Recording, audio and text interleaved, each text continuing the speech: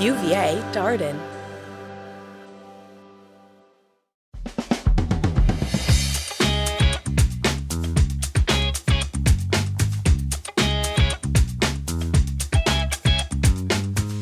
Good Disruption, a lively discussion between UVA Darden School of Business professors Yael Grushka-Cocaine and Mike Lennox on cutting-edge technologies and practices that are challenging the status quo.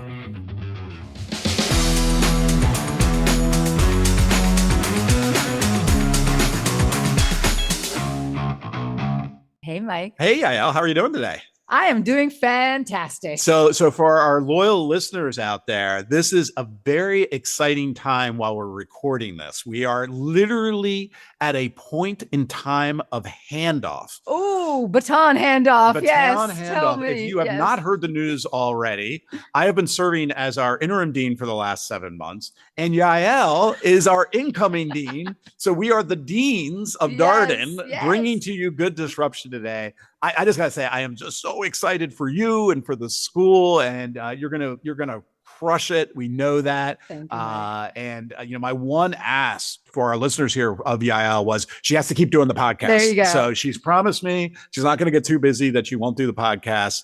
But no, we're really thrilled. I felt like we were coming as a high five moment. It Can is. we do a high five moment? Can we do a high five okay, on? Yeah, there you go. All right. Make that sound good in post-production, Gary. No, thank you. I feel like the podcast has been a good omen in my in my appointment, and I'm very thankful and appreciative for this partnership and for this podcast. And so I look forward to continuing to do it. And in 2 years, I want to have a podcast where we debate Yael, good, bad, or no disruption. Good. I hope I go down on the record. I hope you go with good disruption. Yes, good disruption. Yes. And a disruptor of sorts. So what do you want to talk about today? So now, what's top of mind to you? Top of mind to me. So as I'm stepping into the role and as I'm taking over the baton from you, I find myself in key moments thinking about things that I wish somebody could capture in my brain. Like I'm driving the car, I'm in the shower, I'm running on the treadmill. You know those moments where you're like, oh, I thought about this thing, great thing. Please can it get registered somewhere so I don't have to remember it? Because of course I forget later on. Have you been in those situations? I mean, every day. Every day. Okay. This happens to me. And so what is the solution there? Like you don't want to just forget and constantly be thinking about this. Imagine you could actually tap into what's going on in your brain and have it somehow signal, that signal get registered and documented and activate something else. Wouldn't that be awesome? That sounds like the premise for a lot of sci-fi movies and stories. I know. And you're a big sci-fi. I love it. I love it though. Yes. So today we're going to talk about brain-computer interface. So BCI. Yes, BCI. Exactly. All right. BCI. Excellent. BCI is an emerging field. Yep. A growing market. We're going to talk about all kinds of applications, but did you even know that this was a thing, right? That this is the one market. I've heard of, which I think a lot of people have heard of, is Neuralink, which I know Elon Musk is behind, and but I actually haven't followed it that closely. So where are we today, Yael? So the global market size is valued in 2025, so pretty recently, at $240 million US. Okay, relatively small at this point. Relatively small, but projected to grow to almost close to $1 billion by 2034. Okay. So it's growing, and primarily North America has been dominating a lot of that, with about 44% of the market share in 2020. So given that there's already revenue here, like this is real, right? This is not just sci-fi. We are able to connect your brain directly to a computer interface. Yes, and there's different modes of it. There's more and less invasive, as you can imagine. There's things that are more on the outside and they capture certain activity, kind of sensors on the scalp, if you will. There's a lot more invasive kind of technology. Primarily use cases that we've seen are very much in the medical space, as you can imagine. Paraplegics. Correct. Correct. Where I get excited thinking about the opportunity to really connect to like messages that our brain wants to send, that if for some reason our body currently can't cope with it, we can find ways to kind of bypass it. Now, you sometimes get the impression that these are like they're putting sensors into your brain. Is that right as well? Is that how this works? You mentioned that some of them are just kind of reading signals. Yeah, some of it is really electrodes that are really implanted kind of through surgery in your brain. Okay. Much more high precision, so much more accurate signaling of what the activity in the brain does.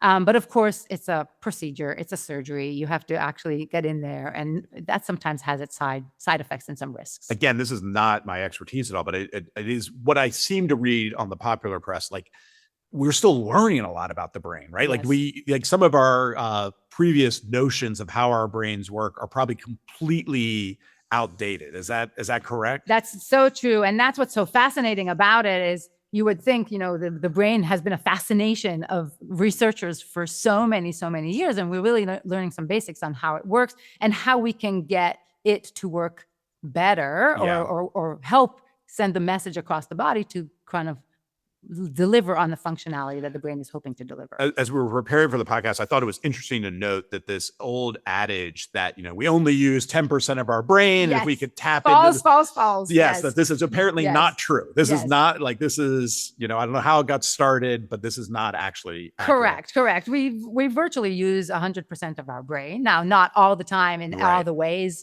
for each and every moment that we leverage it. But we do use 100% of our brain in different ways throughout our functionality. And I imagine the other piece that maybe we misunderstood in kind of earlier eras was that, like, there are very small specific parts of the brain and they do one thing, like, oh, they control your eyes and this over here controls your sense of taste and like, but I think that also isn't exactly right? Yeah. This is a complex system. It's a complex system, and it's a little bit different, right? Obviously, with individuals and the various circumstances that their brain operates in. But I feel like we're going to quickly run out of our knowledge. And we're so lucky at UVA. Here we are. Because we have incredible experts. And one of those experts is a dear colleague from our School of Data Science here at UVA, Jack Van Horn. Jack, we're going to invite you to come and enlighten us and tell us a little bit more about not only how the brain works, but how the computer can interface with it. Thank you so much for having me this morning. You guys are so fun. Thank you so much. So, Jack, what have we got wrong so far? But before we actually ask Jack to correct us, can I tell you a little bit about Jack? Oh, just please so do. our Yes, listeners know, absolutely. because Jack is incredibly talented and well-respected academic. He's a professor of psychology and quantitative foundation, distinguished professor at the School of Data Science, as I mentioned. His research really centers on informatics and data science of human neuroimaging. So really the expert in this field, and accompanying biomedical data for identification of patterns and biomarkers in brain health and disease. So a lot of kind of application to the medical space. And Jack has authored hundreds of articles, really accomplished academic, and he's the editor-in-chief of the Journal of Neuroinformatics, recipient of many recent awards, and we are just so honored. Jack, tell us a little bit about brain-computer interface. What is going on right now, and why is today the time for it? There's a lot of excitement around brain-computer interfaces. I think you're seeing a lot of it in the media, and you're seeing a lot of it kind of fictionalized in Hollywood. I think Perseverance, I think, got a lot of people excited about what this might mean for us real humans outside of Hollywood. So brain-computer interface is a kind of, we like to call it a closed loop kind of a system, where it's making a measurement of brain activity. It's trying to decode that brain activity using data science and artificial intelligence kind of means, and then be able to actuate something that can help that person do some activity, and then use feedback from that to help kind of adjust the measurement process, and then keep that loop going so that somebody might be able to, say, move a robotic arm, or be able to move a cursor on a screen while they are physically unable to because of a neurological condition, for example. It's really, it's a combination of an engineering problem with a neurophysiological problem with a data science problem. And as you might imagine, all those things kind of coming together, making it an exciting business opportunity for those people who are dipping their toe into this world. Because it is kind of exciting to think about, because I think what Mike was talking about, with the kind of seeding us with all sorts of sci-fi related potential that something like this might have. So it's really interesting because it's is probably not just one story, it's probably multiple stories layered on top of each other. Every day, we're all using our phones, which in a sense are a brain-computer interface, right? We're using that, we're learning from our phones, it's teaching us things. But then you have the more invasive variety where it's something that, as Yael was talking about, is surgically implanted in your brain. This is something that can be done to alleviate, say, Parkinson's disease-related symptomatology. It's being used in other areas as well. And those are seeing various levels of success, but only in a very few number of subjects. So we have to kind of couch that in terms of, watch this space. It's not ready yet, but there's some interesting potential. I'd love to start with the data science challenge here. I have a systems engineering background, study complex systems. And as we were talking about the brain and the number of synapses and the like, tell us more about like that understanding of what the signals you're reading in the brain and why maybe it requires AI to help us make sense of it. The brain is, I like to say, one of the most, if not the most complicated object in the known universe. There are more synapses in the brain than there are known stars in the universe. And kind of dealing with that kind of challenge from a data science perspective is really, orders of magnitude harder than a lot of other engineering and kind of physical challenges that, we undertake. So it's a real complex system. It's changing all the time. It's what we say is plastic, meaning that, just the act of measuring the brain changes how it functions. And so it's this interesting moving target, which is a real a kind of a technological hurdle that companies that are interested in trying to come up with these solutions will have to kind of figure out. That we're getting better at that all the time. But the signals that we can get are multifaceted. We can get, using human neuroimaging data, we can get whole brain pictures of brain blood flow related activity. We can understand structure, brain connectivity. Using electrophysiological methodologies like EEG, we can get those surface electrode recordings of neural electrical activity, though at poorer resolution.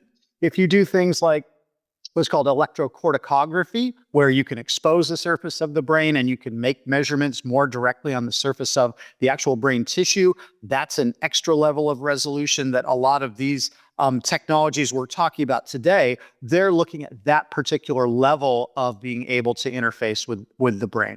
And then using the data that you collect and using machine learning, using various different algorithms for decoding those signals as people attempt to do something like speak or move something or move a cursor. If you can understand what those signals look like, you can decode them, and then you can use that information to invoke an action. And then that basically starts that process of that kind of make a measurement, decode it, drive some sort of a system, take that feedback, pump it back into the system, and have that loop continue.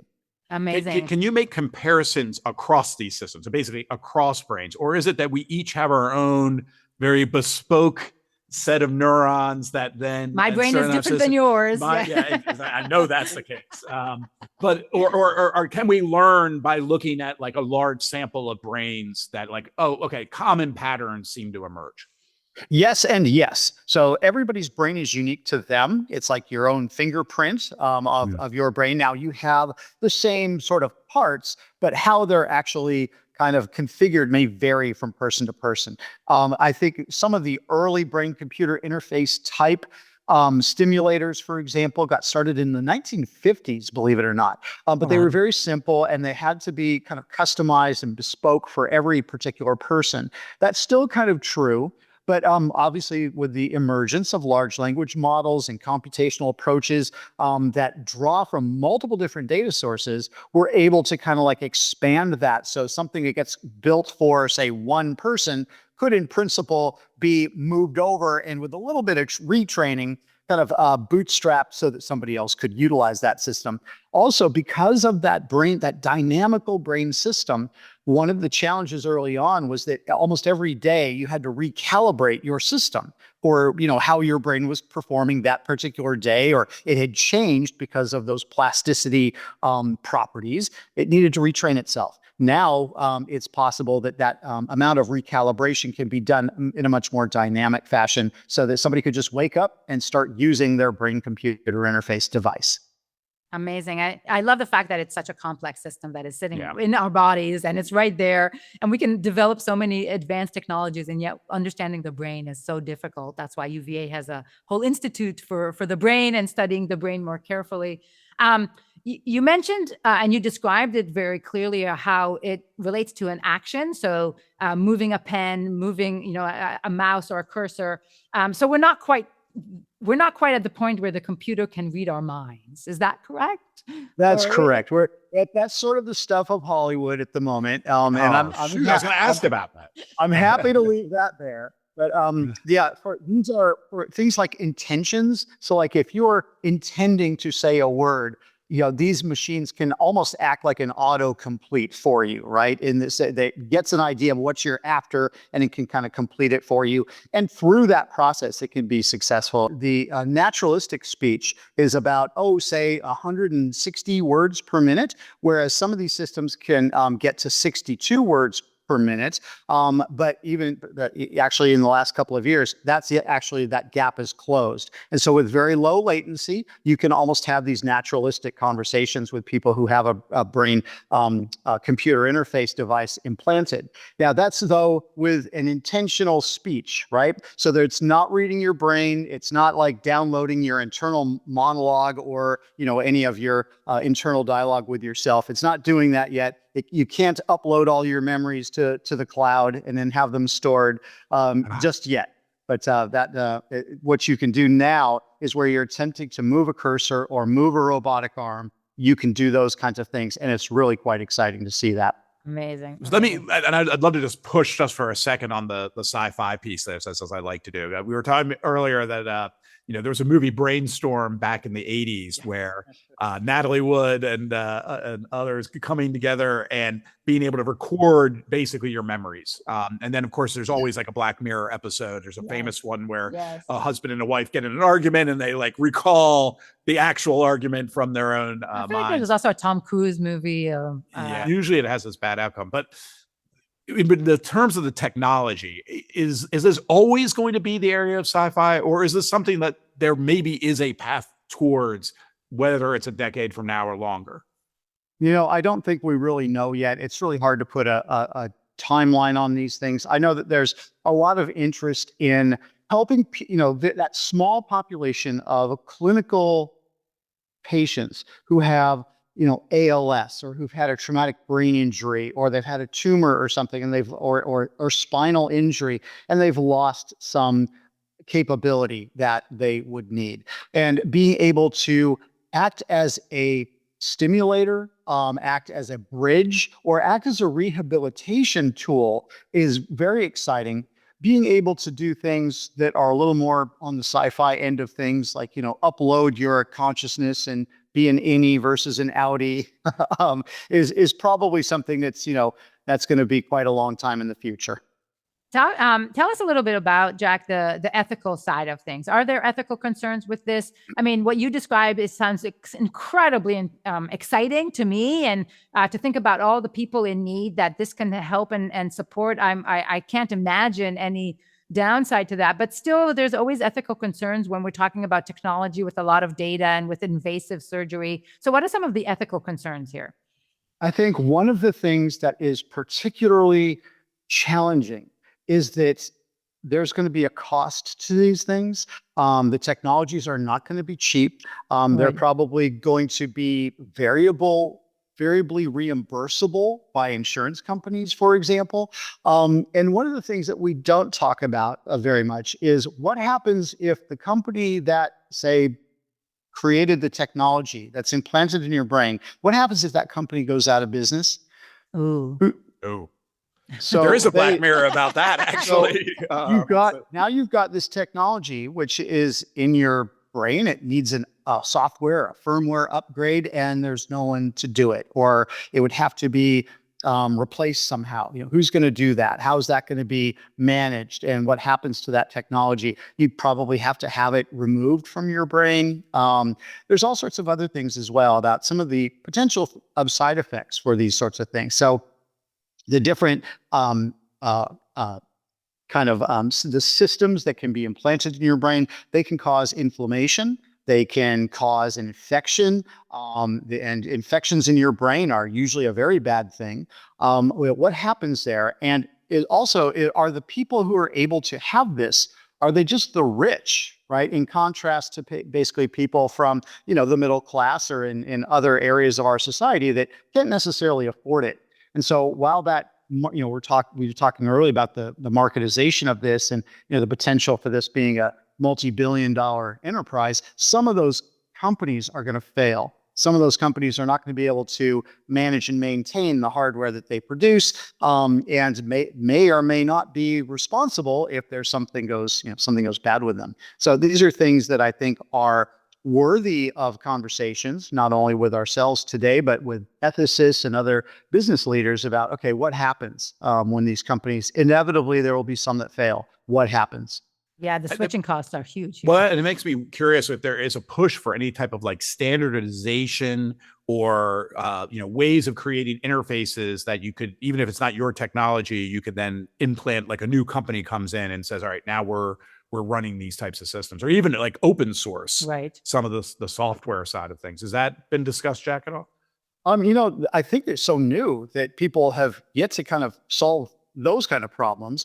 I know that the UNESCO people, the United Nations Educational, Scientific, and Cultural Organization, they've come up with some ethical standards about what can happen with the data. So it's not like you can elect out of having your data recorded per se, right? The the brain-computer interface is going to be collecting that data, and whether or not you're consciously aware of it or not. And so that is an interesting thing where the ethics of neurotechnology is something that has been not only the UNESCO people, but Colorado and the state of California have written neural data into privacy statutes. I think the country of Chile has done the furthest with a constitutional protection. And there are various other things with, FDA and related IRB, institutional requirements for how you deal with data. And especially if you're thinking about like EEG wearables and that sort of thing.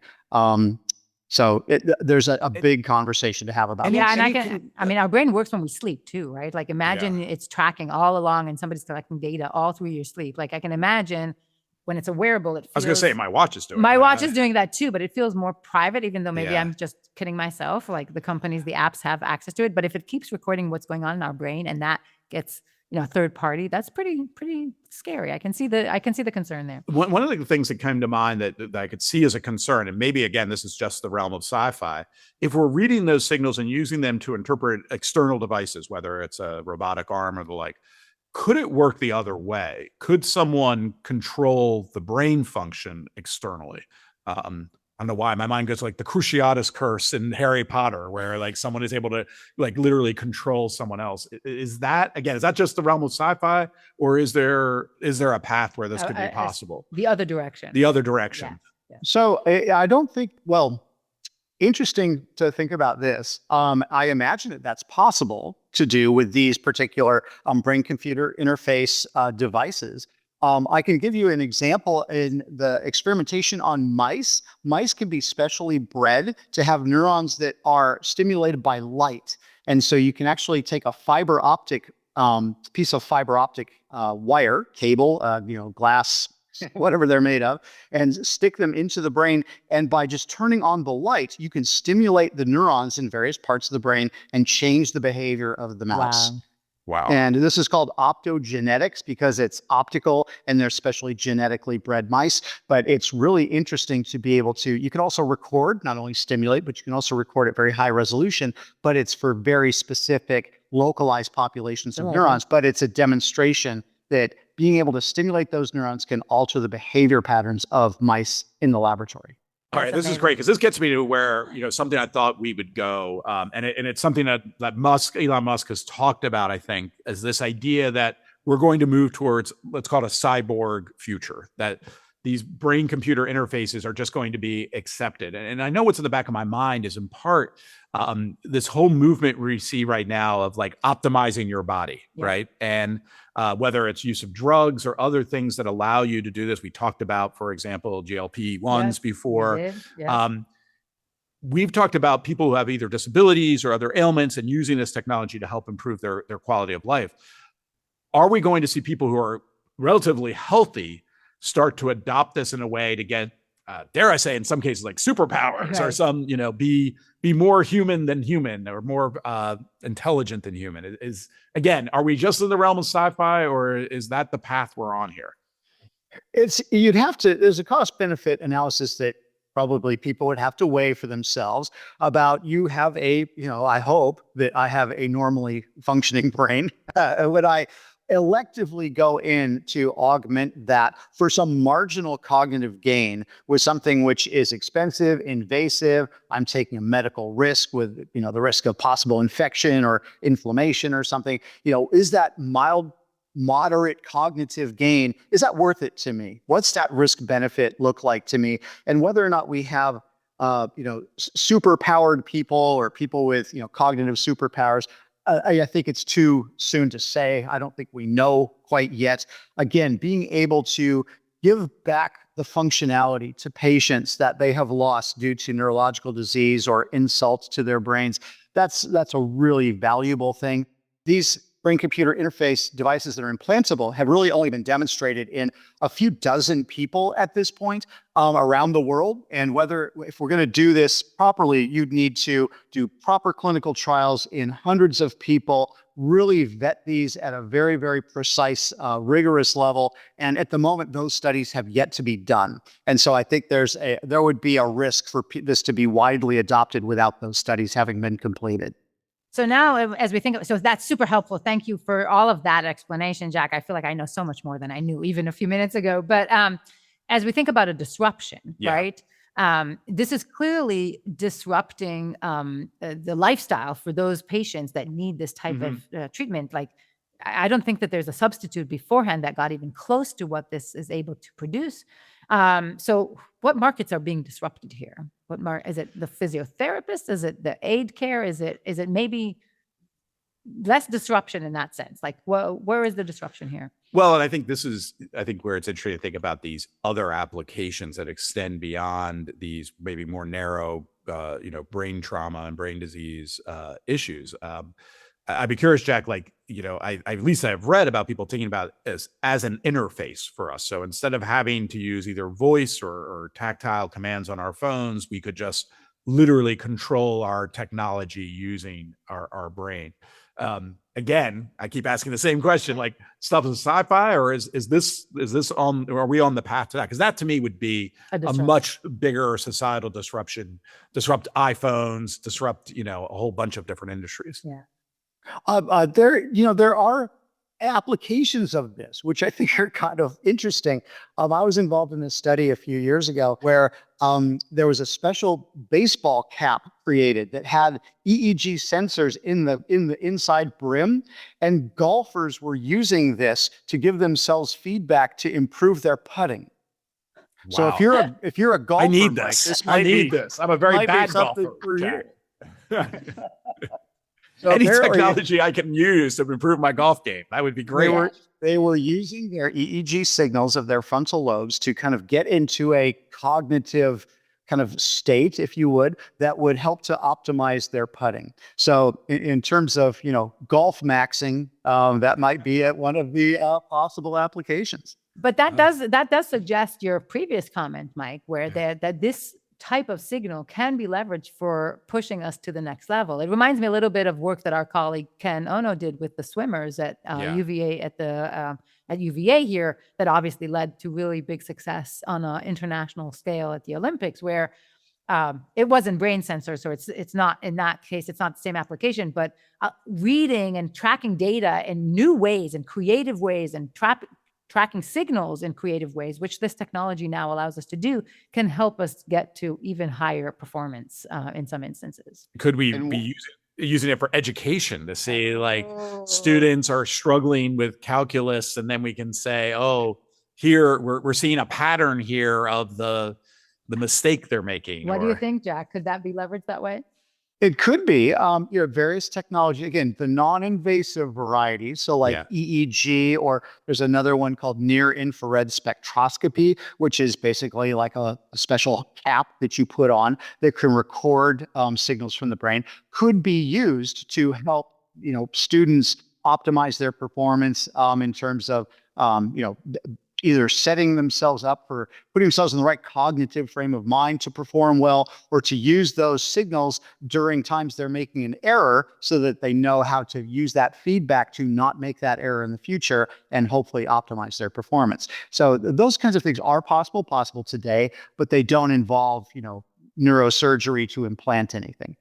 That's fascinating. Yeah. And of course, what's interesting that ethically, it maybe reduces some of the risks that we talked about earlier, but it also has other ethical concerns around like equity and is everybody as welcoming of that kind of assisted aid and assistance, external assistance, as maybe others are, Or can afford it. Or can afford it, It's right? Like if only certain people get that type of head great question.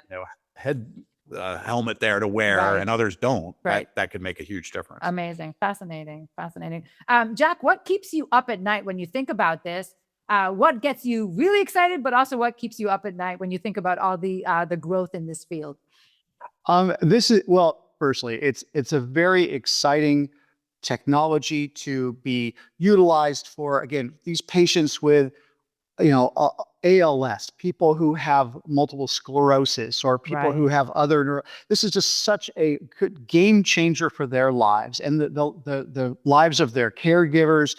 It really can be just amazing for them. And these technologies are now available for those patients, and that's very gratifying. Things that keep me up at night are maybe some of the hype cycle about these things. And we don't want to get out over our ski tips on these things and find that we're saying that they can do things and they can't. And, it just kind of, once we get misaligned on what's possible with what, or what's available and what might be possible, people start making, I don't know, they reach the wrong conclusions about what these things are. I think there's a lot of potential here. There's definitely room for growth. I don't think that in the next 5 years, we're going to see, major changes here per se, because there's a lot of biology, not necessarily the engineering, but a lot of biology that has to be understood properly to make these things optimized. And, the brain has been evolving over a very long period of time. It's very complicated. I don't think we've solved it by any means. And so we have a lot of work left to do. Amazing. And we are so thankful for the work that you do and your colleagues do. Thank you so much for coming and teaching us about this. We learned a lot, and we're just in awe of your work. So thank you for spending a few minutes with us, Jack. Thank you, Jack. I feel smarter, even though I don't have the interface. No implants, and you're no already implants, smarter. and I'm feeling smarter. That's right. See, you don't even need the implant. Thank you so much. This was really, really fun. I really appreciate the opportunity to talk to you. Great, amazing. Thank you, Jack. So, Mike, what do you think? I'm struggling a little bit with this one. So I'm not struggling at all, by the way. Okay, so I will start with the medical, applications that we've talked about. This seems like a wonderful thing, and we need to continue to pursue this. And a disruption, a good disruption. And a good disruption. I'm not sure a disruption in the market sense we typically talk about, but from a technology, this is a game-changing technology that's improving quality of life for people who otherwise aren't. So I think I'm 100% behind that.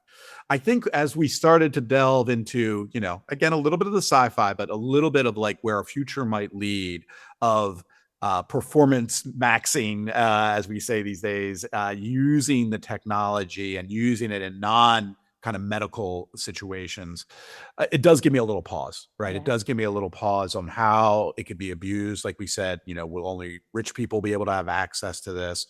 What types of performance advantages might it provide?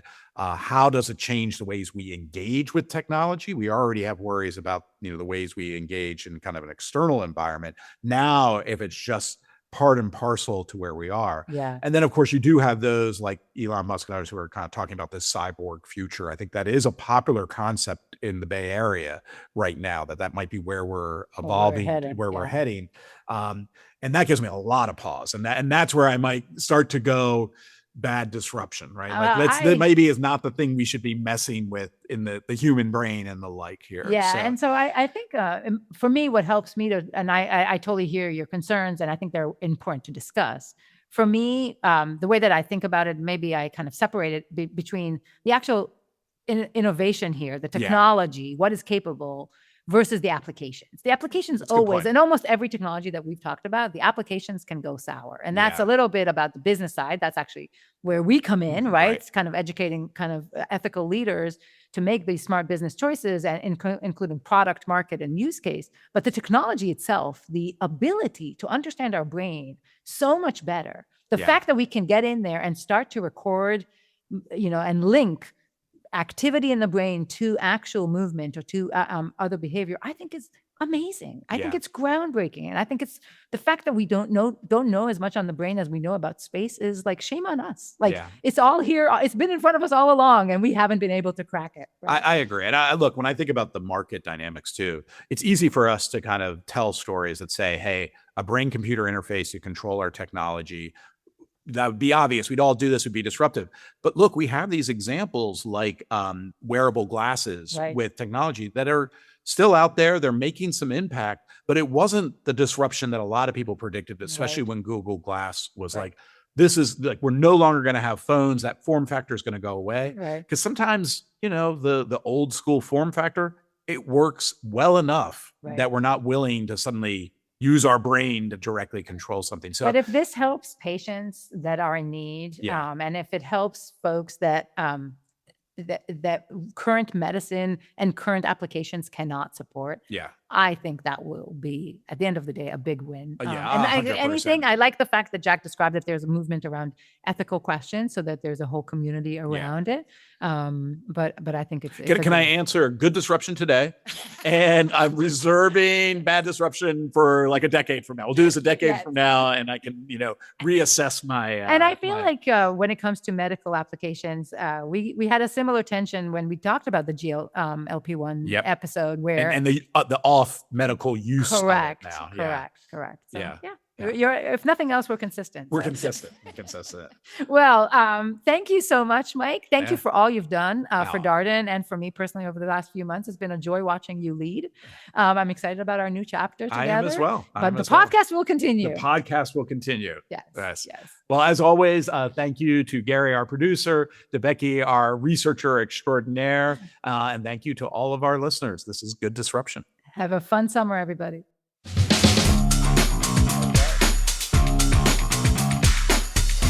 Good Disruption is a podcast from the University of Virginia Darden School of Business.